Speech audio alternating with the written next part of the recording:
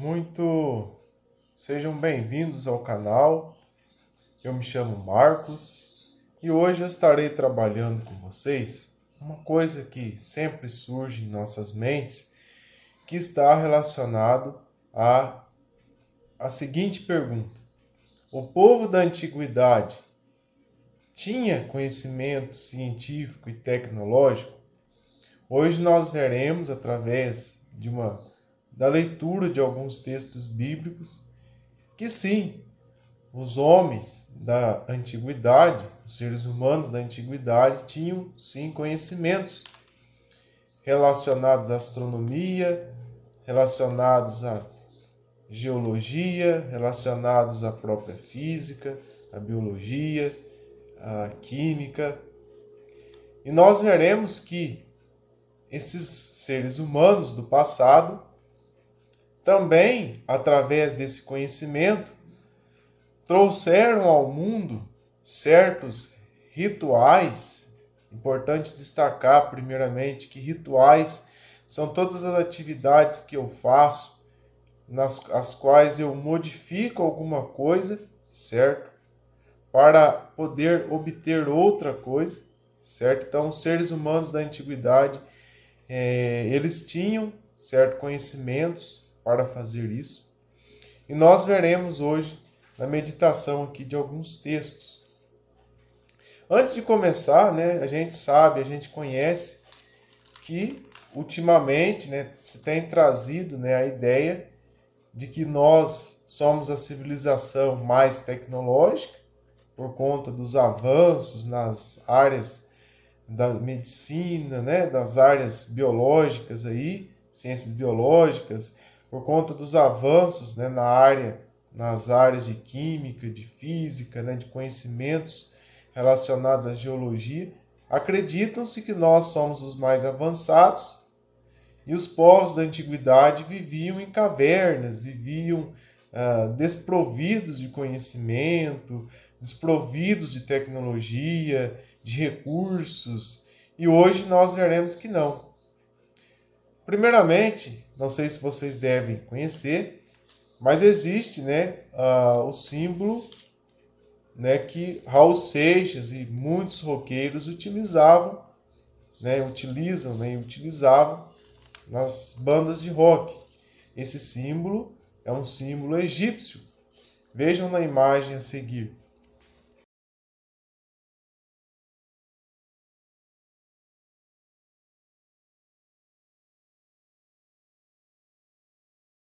Muito bem, pessoal. Nós vimos aí esse símbolo. E esse símbolo, pessoal, ele diz respeito ao útero da mulher. Também existem outras invenções da antiguidade que até pouco tempo atrás não sabiam qual a finalidade, qual o uso dessas invenções. Temos, por exemplo, o astrolábio, dispositivo muito usado na navegação. Até mesmo alguns estudiosos apontam que ele era o computador da antiguidade, conforme na imagem a seguir. É um dispositivo aí que era muito usado para as pessoas saberem a posição dos astros no céu, se localizarem em meio ao oceano, saber se vinha frente fria, se vinham inclusive tempestades em alto mar.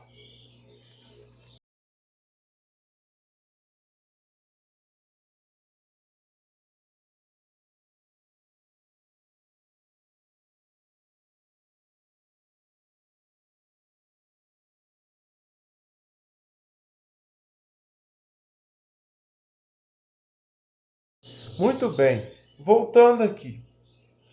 As pessoas, conforme no início do vídeo, pensam que a sociedade atual tem todo o conhecimento tecnológico e que as sociedades mais antigas eram mais atrasadas, o que não é verdade.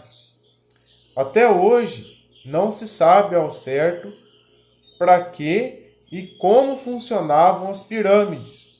Temos pirâmides em vários lugares do mundo, no Egito, na China, no litoral do Japão, que inclusive está imerso em águas, no Brasil, na região da floresta amazônica, região do Rio Negro. Temos pirâmides na Antártica, temos pirâmides no México e em vários outros lugares. E até hoje não se sabe o uso dessas pirâmides. Mas, vamos aqui meditar em alguns textos bíblicos, porque, infelizmente, o que nós temos hoje, que é amplamente divulgado pela mídia, é o evolucionismo. A teoria evolucionista, ela vem de Charles Darwin, onde ele escreveu o seu livro A Origem das Espécies. E segundo ele, todos os seres vivos, eles são parentes uns dos outros. Vamos pegar aqui como parâmetro a questão dos marrecos, dos gansos, dos patos, dos cisnes. Ele analisou esses animais, só um exemplo aqui, e viu semelhanças neles. E nessas semelhanças ele disse, no seu livro, que ambas essas aves pertenciam ao ancestral comum. E o mesmo foi feito com o ser humano, colocando os seres humanos, os chimpanzés, os gorilas, os orangotangos, os macacos, como galhos de uma mesma árvore. No caso, esses animais, esses seres vivos aí, descendiam de um ancestral comum. E aí essa ideia que ele trouxe, através aí de coisas que eles foram trazendo, de que houveram hominídeos, na face da Terra, e que o ser humano está num processo evolutivo. Só que nesse processo evolutivo, tudo que está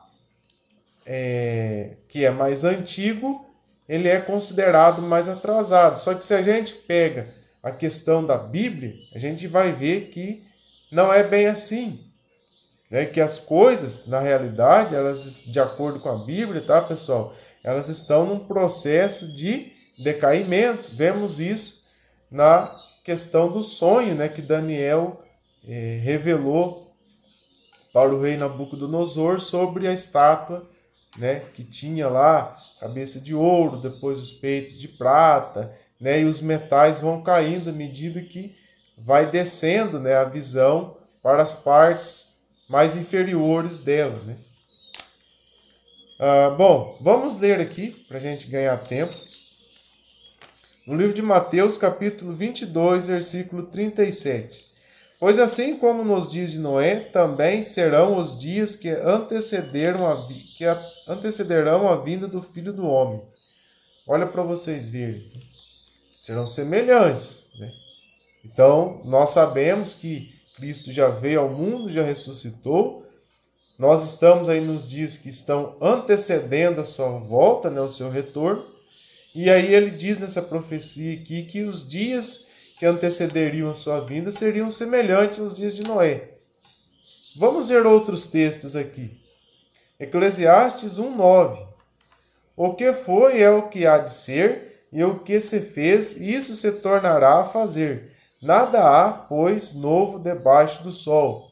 Há alguma coisa de que se possa dizer, vê, isto é novo? Não, já foi nos séculos que foram antes de nós. Temos, pessoal, na Bíblia, uma estátua, no caso uma estátua não, lá no livro do Apocalipse de João, temos lá uma besta ferida de morte. Mas o que seria essa besta ferida de morte? Nós vemos aqui Eclesiastes falando, a Salomão dizendo que o que acontecia no seu tempo, já havia acontecido no passado. Cristo dizendo que os nossos dias, os dias daqueles que viriam depois dele, que antecederiam a sua vinda, seriam semelhantes aos dias de Noé. Mas o que de fato está acontecendo aqui? Vamos continuar aqui a meditação. Temos também uma profecia interessante no livro de Isaías 46, onde Isaías vai dizer assim: lembrai-vos disto, e tende ânimo, tomai-o a sério, prevaricadores, ó prevaricadores. Lembrai-vos das coisas passadas da antiguidade, que eu sou Deus, e não há outro semelhante a mim, que desde o princípio anuncio o que há de acontecer, e desde a antiguidade as coisas que ainda não sucederam, que digo, o meu conselho permanecerá de pé, farei toda a minha vontade. Olha que interessante. Então, desde os tempos passados, ele já tem anunciado o fim. E tivemos sim o fim em várias ocasiões da história, né, onde realmente foi dito que o fim estava próximo. No livro do Apocalipse, vemos que existe uma besta ferida de morte. Ela estava ferida de morte e reviveu, e o mundo se maravilhou com ela. Mas antes, né, da gente entender essa questão, vemos que essa besta, né, a cabeça dessa besta estava sobre um animal híbrido, totalmente adulterado, né? E essa mesma besta, ela vai estar paralela àquele monstro terrível, aquele animal estranho que surgiu lá na profecia de Daniel do capítulo 7. Aquele último animal que surgiu, que era um animal híbrido, assim como os outros, né? Porque aparecem ali um leão com asa, aparece, né, um urso, né, totalmente estranho, um leopardo com 4 cabeças. São animais híbridos, pessoal. Vamos entender aqui o significado da palavra adultério, né? Então, vemos aí que temos animais geneticamente modificados. Agora vamos ver o que significa a palavra adultério, segundo o dicionário. Substantivo masculino. Infidelidade conjugal, traição de um cônjuge. Por extensão, traição que se efetiva quando alguém tem relações sexuais com outra pessoa com a qual não está casado. Então temos aqui por extensão, né? Comumente, quando se cita a palavra adultério, as pessoas logo têm em mente, né, que é algo relacionado ao casamento, e realmente é. É mais comum as pessoas observarem esse fator, porque está escrito lá no livro de Coríntios e também no livro de Gênesis que a partir do momento em que o homem e a mulher se casam, eles são uma só carne. Então, se ocorre o adultério e entra uma terceira pessoa, de ambos os lados, está havendo ali um adultério. Está adentrando ali naquela mistura algo que não fazia parte da composição original do criador daquele produto. Agora vamos ver o sentido figurado, né, da palavra do substantivo masculino adultério. Junção de elementos que se diferem, se contradizem. Então a palavra adultério, ela vai abranger essa área, né? Junção de elementos que se contradizem, né? Depois, mais um sentido figurado. Ato de falsificar, de alterar algo, falsificar. Falsificação. Todas as vezes que eu tenho, por exemplo, se eu sou proprietário de um posto de combustíveis, o Inmetro estabelece que a gasolina que eu vendo, ela tem que ter, eu não sei ao certo quais são as medidas, pessoal, mas eu vou me basear aqui superficialmente. A gasolina tem que ter lá 80% de gasolina, 5% de água e 15% de álcool, etanol, na composição química. Se eu pego e contrario as normas do Inmetro e vendo essa gasolina com mais gasolina ou com mais água, eu estou cometendo um crime de adultério, eu estou adulterando a substância. O mesmo se aplica a um casamento, né, onde ocorre a entrada de uma terceira pessoa naquela carne, né, porque os dois se juntam e formam uma só carne. Então, configura-se adultério. Então, vemos que o significado aí da palavra adultério, né? Agora, vamos ver o que estava acontecendo, de fato,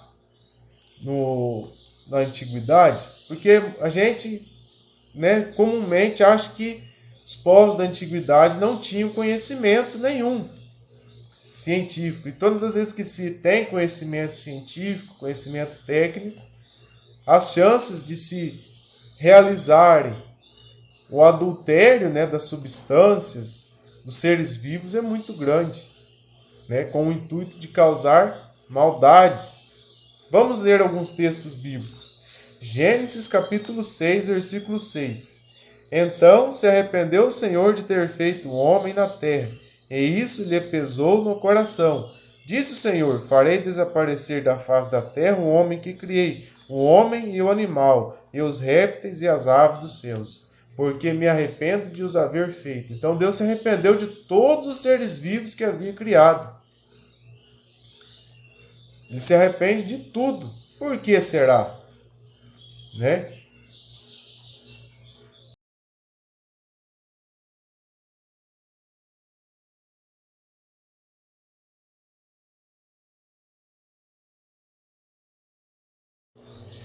Temos, pessoal, também mais um texto bíblico. Livro de 1 Enoque, capítulo 8. Além disso, Azaziel ensinou os homens a fazerem espadas, facas, escudos, armaduras, a fabricação de espelhos e a manufatura de braceletes e ornamentos, o uso de todo tipo de selecionado de pedras preciosas, toda sorte de corantes, para que o mundo fosse alterado. Olha aí o adultério. Pessoal, o livro de 1 Enoque, né, ele vai descrever aqui que anjos se rebelaram contra Deus, desviaram-se dos seus caminhos, e quando eles vêm à terra, eles aumentam, na verdade, né, porque já havia um desencaminhamento desde Caim, e eles aumentam ainda mais a gravidade do problema, porque eles começam a ensinar ainda mais os seres humanos a usar o quê? Fabricação de espelhos. Quando o texto bíblico diz isso, fabricação de espelhos, não era apenas fabricar espelhos no intuito de ver, né, o seu rosto do outro lado da imagem para se embelezar. Não era só isso. Não temos lá o filme da Branca de Neve? O que a gente tem no filme da Branca de Neve? Uma bruxa que consultava um espelho, certo? Olha para vocês verem. Então, isso estava acontecendo aqui. Quando fala em braceletes, ornamentos, uso de todo tipo selecionado de pedras preciosas, toda sorte de corantes. Corantes para fazer o quê? Maquiagens extravagantes. Pedras preciosas para fazer o quê? Não tem os desenhos de bolas de cristal que as pessoas faziam adivinhações. Então, vemos o emprego, né, da mineralogia, vemos o emprego da química sendo usado para acessar, né, áreas espirituais, né, coisas espirituais. Continuando, a impiedade foi aumentada, a fornicação multiplicada, e eles transgrediram e corromperam todos os seus caminhos. Amazaraque ensinou todos os sortilégios, divisores de raízes, olha lá, engenharia genética, pessoal, dividir raízes, né? Armers ensinou solução de sortilégios. Barcail ensinou os observadores das estrelas. Aquibiel ensinou sinais. Tamiel ensinou astronomia. Então, olha, eles ensinaram astronomia, eles ensinaram observar as estrelas para fazer o quê? Adivinhações. Nós não temos lá no texto, se eu não me engano, lá no Pentateuco, não me lembro agora se é Levítico ou Êxodo, Moisés instruindo o povo com relação à observação dos astros, que os astros foram criados para que se marcassem as estações, do ano, os eventos, e não para que os mesmos fossem adorados ou para que se fizessem adivinhações com eles. Olha para vocês verem, né? E aí aqui a gente vai ver que por conta desse todo esse desenvolvimento tecnológico, os seres humanos começaram a clamar. Quem são esses seres humanos que começam a clamar aqui? No caso aqui são aqueles que ainda queriam ter um compromisso com Deus, né? Da descendência de Sete. parte dela, né? Então, pessoal, voltando nessa questão aqui, o problema não é o conhecimento científico, o conhecimento tecnológico. O problema, né, desse conhecimento é a forma como ele é usado. Sobre a questão da astrologia, por exemplo, nós temos lá no livro, por exemplo, o nascimento de Cristo. No nascimento de Cristo, os reis magos souberam que, quando tivessem aquele alinhamento específico no céu com aquela estrela, certo? Era um sinal de que o filho, né, do rei, né, no caso, o Messias, iria nascer. E como que eles souberam dessas informações? Através do estudo da astrologia. Temos também, né, lá na época em que Abraão nasceu, que houve também um sinal no céu. E através do estudo da astrologia, né, aqueles magos do rei Nimrod souberam, né, que estava nascendo uma pessoa muito especial ali na casa de Terra. Só que o que acontece? O problema desse conhecimento é a forma que ele é usado. Porque Daniel foi um excelente astrólogo. Daniel, se vocês pegarem os animais que aparecem na profecia de Daniel, todos eles fazem parte ou são constelações que existem no céu. Da mesma forma, o sonho de José, né? A gente vê lá que aparecem astros, né, no sonho dele, corpos celestes. Vemos aí, né, a advertência de Moisés com relação ao povo, né, de Israel, que aqueles astros não eram para ser adorados, né, os corpos celestes, mas para servirem como sinais, para marcar o tempo. Acontece que eles pegaram esse conhecimento, quem? Os anjos caídos, certo? E corromperam de tal forma que os corpos celestes, começaram a ser usados como objeto de adoração, né? E objeto para fazer adivinhações, né? Até hoje, pessoal, porque olha para você ver a profundidade dos textos bíblicos. Não há nada novo debaixo do sol, né? A gente viu aqui em Isaías, a gente viu em Eclesiastes. Hoje a gente tem lá naves espaciais com o nome de Apolo.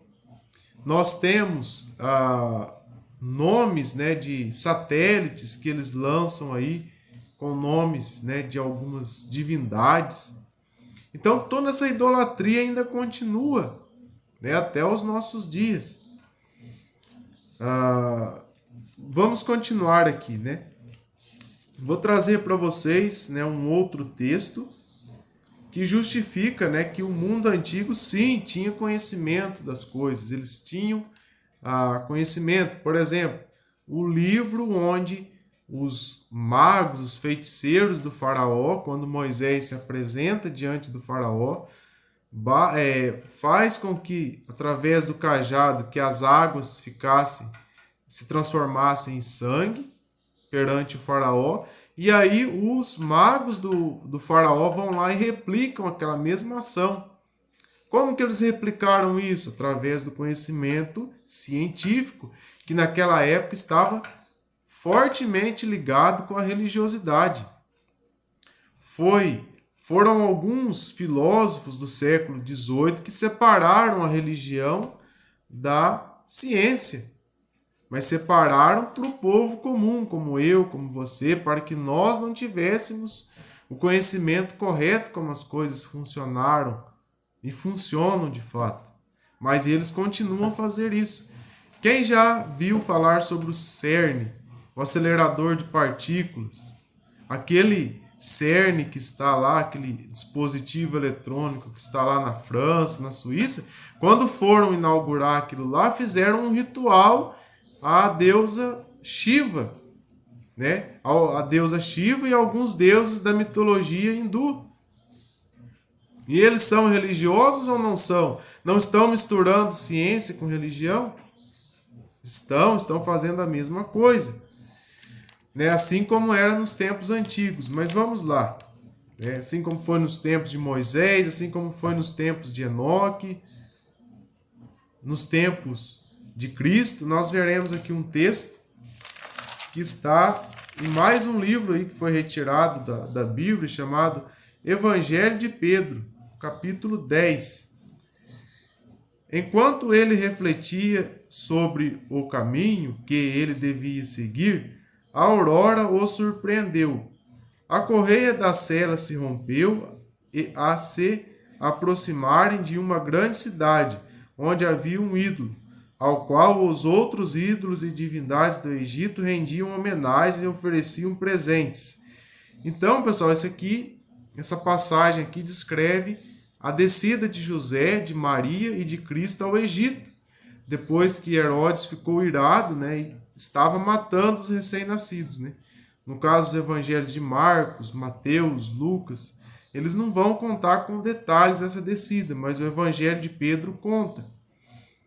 E quando eles estavam descendo, né, para o Egito, as celas do cavalo, da correia das celas se romperam, né? Quando eles se aproximaram de uma grande cidade, bem na porta dessa cidade, naquela época as cidades haviam muros, né, em volta das cidades, havia um deus, né, uma imagem bem grandona, e haviam outros deuses menores rendendo homenagens para essa imagem, certo? E olha para vocês verem o que vai acontecer.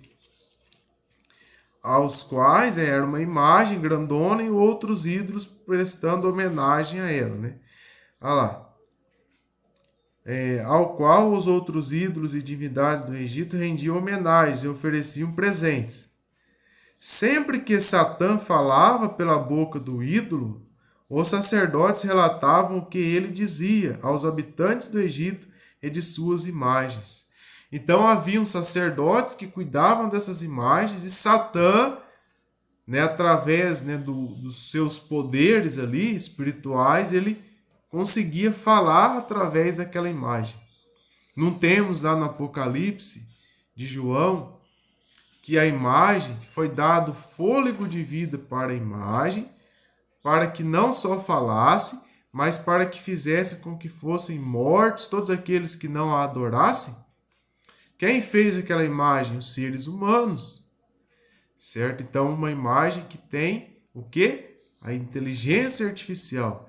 E a inteligência artificial, essa imagem ligada aos robôs e às máquinas, não é nova, não é de hoje. Vemos aqui, ó, o Evangelho de Pedro, certo? Imagens, né, de deuses. E essas imagens, pessoal, vale ressaltar, não eram feitas apenas com barro ou argila.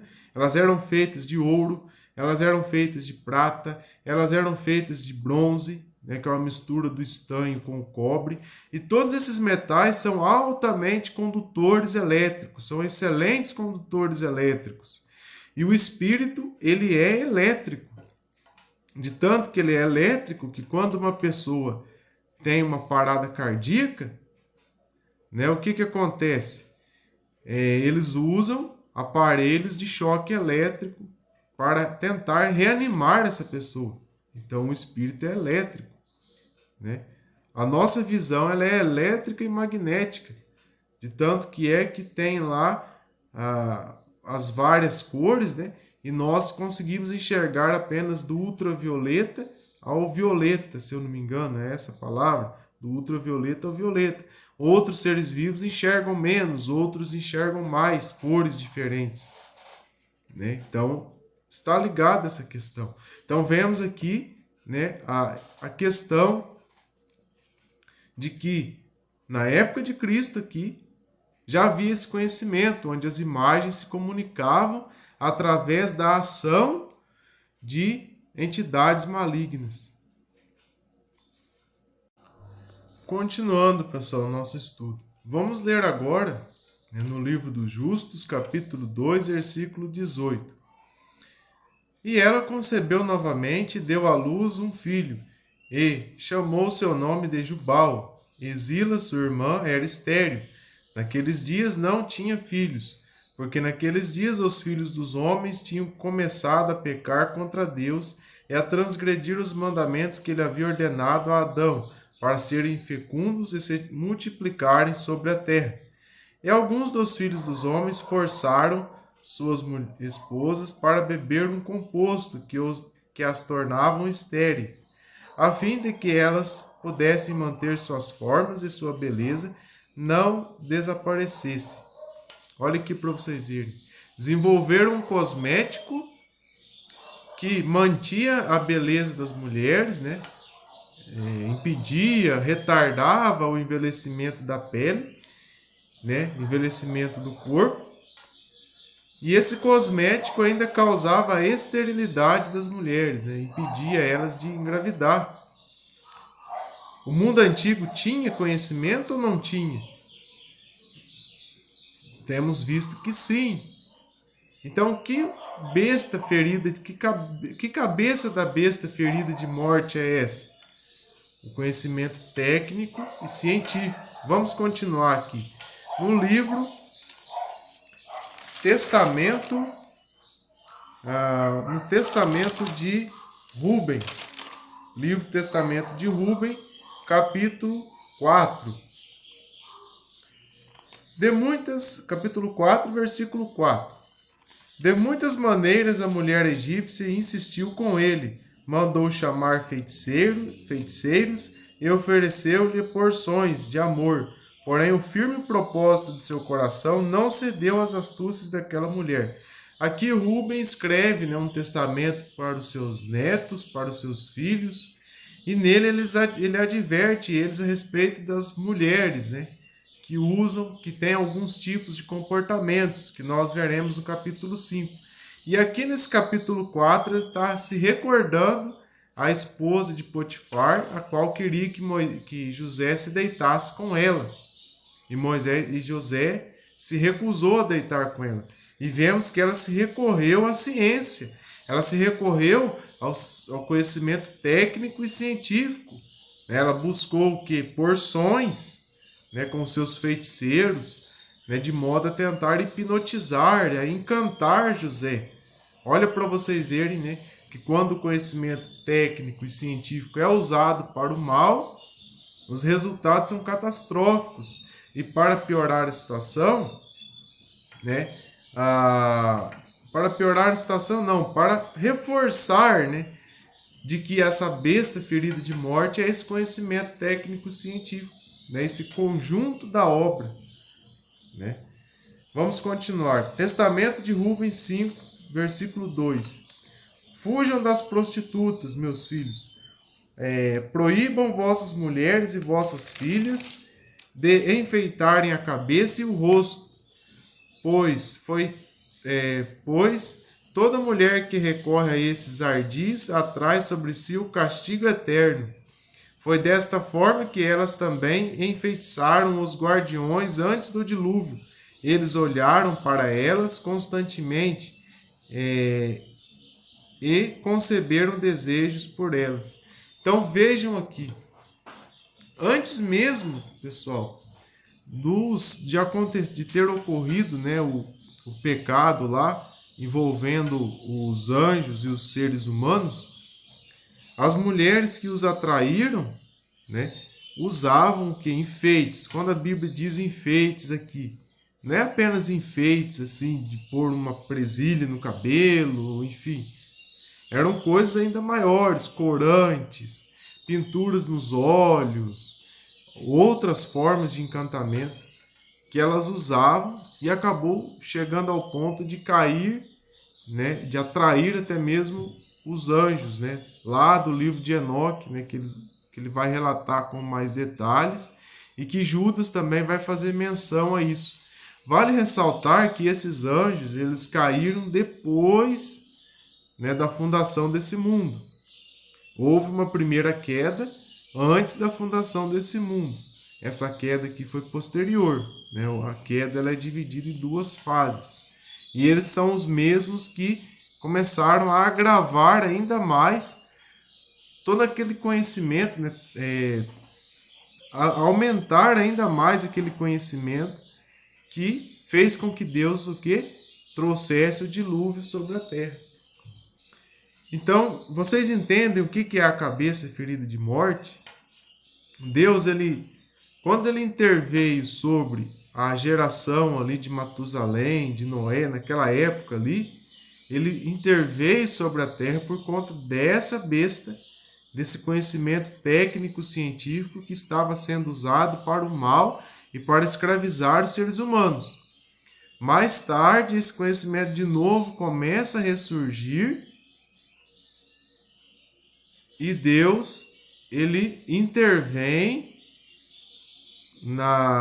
ele vai intervir lá na Torre de Babel, né? Lá era um dispositivo eletrônico, era uma arma que estava sendo produzida ali, né? De tanto que os seres humanos almejavam, né? Eles almejavam alcançar o céu e colocar os seus deuses de imagem no lugar, né? Matar o próprio Deus através daquela torre. E temos também, né, lá depois, mais tarde, na época, né, de Elias, né, que houve uma intervenção divina, né, houve seca porque Jeremias orou e não choveu. Na época do Egito, né, através de Moisés, aquela interferência que houve no Egito foi sim por conta da opressão, né? A gente vê ali os israelitas sendo escravizados, com todo aquele conhecimento que eles tinham, né, os egípcios. Nós vemos em outros períodos também, né, os cananeus, né, no caso, Sodoma e Gomorra, que foi destruído, né, que era uma cidade cruel. Eles tinham o costume de prender todos os imigrantes que chegavam na terra deles. Eles prendiam, batiam, roubavam, e era uma lei que existia ali, né? E a gente tem um pouco desse conhecimento técnico-científico, né, que aqueles povos tinham. Quando Deus levantou Sansão para lutar contra os filisteus, o mesmo ocorria. Os filisteus tinham domínio, né, na fabricação de armas e de escudos. Então Deus usou de Sansão, né, como uma espécie ali de juízo contra os malfeitores que estavam usando dessa mesma besta, ferida de morte. Então ela já foi ferida de morte várias vezes. O Império Romano mesmo, ele entrou em declínio, primeiramente por conta de problemas climáticos, que diminuíram a produção de alimentos. Aí, depois dessa etapa, vieram as invasões germânicas sobre o Império Romano, né, já fragilizado, e mais tarde, né, no século V depois de Cristo, a epidemia de Justiniano. A epidemia de Justiniano veio por causa do quê? Por causa da questão do juízo de Deus sobre aquela gente. Então é essa a cabeça ferida de morte. Ela já foi ferida de morte várias vezes, por isso 7 cabeças, e ela revive agora, né, nos nossos dias, está revivendo, e o mundo todo vai se maravilhar com ela. Bom, pessoal, para a gente finalizar esse estudo, né, eu gostaria de ler com vocês no livro de Abacuque, no capítulo 1, a partir do versículo 6. Existem algumas informações interessantes aqui. O livro ele está sim se referindo ao tempo em que os caldeus, né, viriam para saquear e destruir Jerusalém, mas existem coisas interessantes aqui. Prestem muita atenção nesse texto. Abacuque, capítulo 1, versículo 6. Pois eis que suscito os caldeus, nação amarga e impetuosa, que marcham pela largura da terra, para apoderar-se de moradas que não são suas. Eles são pavorosos e terríveis, e criam o seu direito e sua dignidade. Olha aqui para vocês verem. Eles são pavorosos e terríveis, eles são as leis, né? Eles são a lei, eles criam seu direito e dignidade. Então eles têm o poder de fazer julgamentos. Continuando. Os seus cavalos são mais ligeiros do que os leopardos, mais ferozes do que os lobos ao anoitecer, são os seus cavaleiros, que se espalham por toda parte. Sim, os seus cavaleiros chegam de longe, voam como águia e precipitam a devorar. Pessoal, eu sei que o texto ele se refere, né, ao tempo ali posterior ao profeta Abacuque. Só que o texto está descrevendo tempos ainda futurísticos, muito além, né, da proximidade ali em que o profeta existiu, que se refere ao nosso tempo. Esses cavaleiros aqui que voam, eles espalham terror, eles são a lei, eles julgam, né? Eles têm o seu direito próprio, né? Eles julgam as pessoas, eles têm a sua dignidade própria. Nada mais é do que o exército da inteligência artificial, as máquinas, os robôs que no futuro estarão sim oprimindo a raça humana novamente. E é nessa ocasião que se levantará Miguel, por conta do clamor dos santos, né? Que os santos aqui serão todos aqueles que não se curvarão à imagem da besta e que morrerão por conta, né, de não a adorarem, né? Morrerão. Então aqui temos esse texto, pessoal, que se refere ao tempo futuro. Inclusive nós já vimos isso na pandemia, né, da doença, né, que está aí.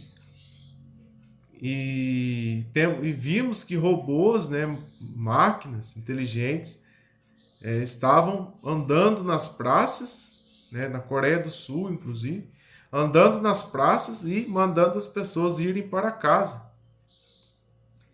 Então, os tempos futuros, né, as máquinas estarão no controle de tudo. Temos o filme do Robocop, né, que é aquele policial, né, que tem um cérebro humano, o rosto humano, mas ele inteirinho é uma máquina. E tantos outros exemplos. Então, pessoal, que Deus vos abençoe e vamos continuar aí, né, estudando e meditando nos textos bíblicos, porque a nossa redenção se aproxima.